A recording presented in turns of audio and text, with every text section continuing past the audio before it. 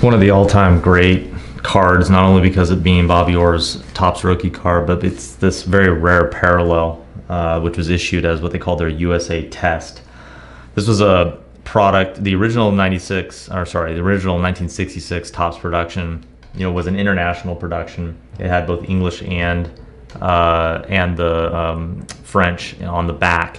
Whereas this example, which was the USA test, was meant only for the U.S. markets, and it's lacking the French equivalent down in the bottom regions. The card stock's a little different. These cards are very bright, and they also are noted by this very unique white stripe along the one border. So only if it was like dramatically off center would you not see that white stripe. But this one being very well framed this is how they all look, and that's how it's supposed to be. This particular example, awarded a 6.5. It's not just a very admirable grade in its own right, but it's an absolutely gorgeous example for the grade. I think from about a foot away, the card looks like an 8. We have just microscopic bits of wear to a couple of the corners, but overall, it's fresh, well positioned. The print's nice, it's bright, the corners are sharp. It's just a gorgeous example for the grade, and that's why we gave it the exceptional designation overall.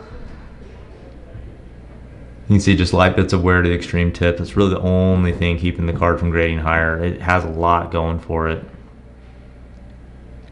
This is one of these really important investment pieces. Bobby Orr being, he's like the mantle of hockey in a lot of ways. I think if there's any one brand that really embodies vintage as being pervasive, it's got to be Bobby Orr. And Gretzky would take the reins, 15 years later. Before that, Gordie Howe. But Bobby Orr, he really owned the 60s and the 70s, and this is really one of his most coveted cards.